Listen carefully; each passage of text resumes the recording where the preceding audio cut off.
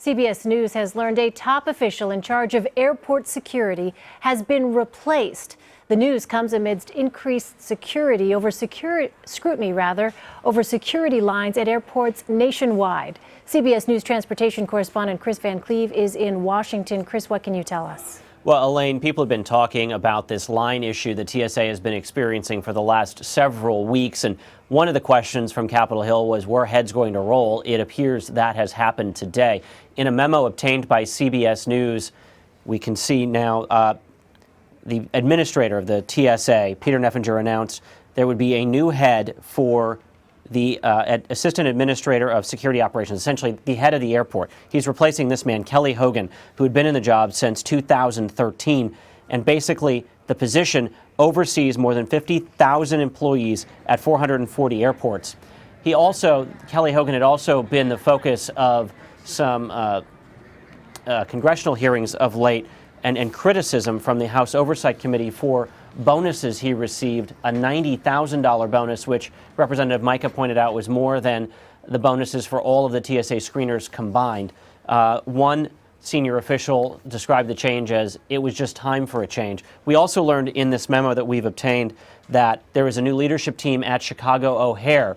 Of course, Chicago O'Hare Airport, one of the nation's busiest, really saw a meltdown when it came to security screening over the past couple of weeks, particularly last Sunday night, where more than 100 people ended up sleeping at the airport because they missed their flights due to the long lines. However, the long lines there have been an issue for several weeks. So the TSA making some changes at Chicago O'Hare, and the top airport guy, as one official described it, is now out at TSA. There is an acting replacement who has experience both at LAX and JFK in New York. Well, Kris, remind our viewers here, this comes at a time, as you just alluded to, when the TSA has been under so much scrutiny for those wait times. But now, hearing this news, some might wonder what else might be taking place in addition to what you just outlined. Behind the scenes, I'm reading here in this memo, there's an incident command center that they're announcing as well that is supposed to help with the allocation of resources. Yeah, I think the change with Mr. Hogan, that writing could have been on the wall. He was in this position back in 2015 over the summer when the TSA screeners really essentially failed an inspector general investigation where agents of the inspector general's office were able to sneak either mock explosives or banned weapons past checkpoints in 95% of tests. Same guy was in charge of the airport then as is now when you got this line issue.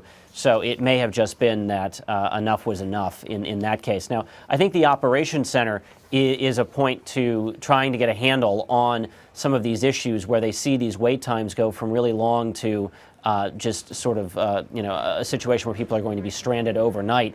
And it's really been an issue the TSA we've been hearing about since, roughly March, where during the spring break rush.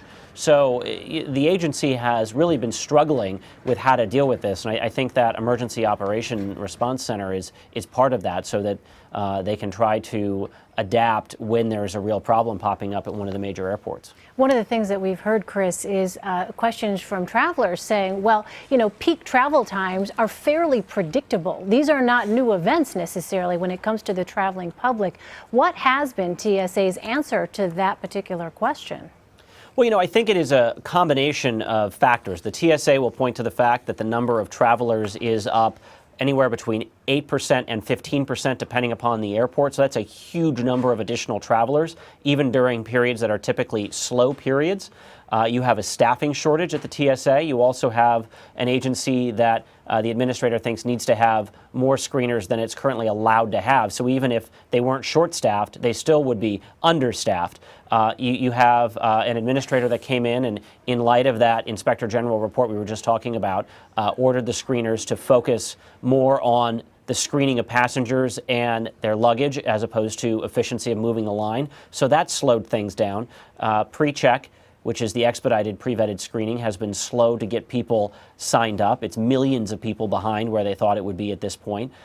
So those are all factors. For a while, they were doing a thing called managed inclusion, where they were randomly selecting people to go into the pre-vetted line, sort of a try it before you buy it idea, which might have helped sell the pre-check. But as a security tool, managed inclusion was derided by Congress and has since been stopped. So that pushed a lot of people back into the lines. So you have a host of factors. And, perhaps some of that also is a leadership failure. And that may be why you're seeing the top airport guy at the TSA being forced out or replaced, and changes being made at Chicago O'Hare, which really, when you get to the point where people are stranded in an airport and sleeping overnight on cots because they couldn't get through the security line in time to make their flight, that's a real issue.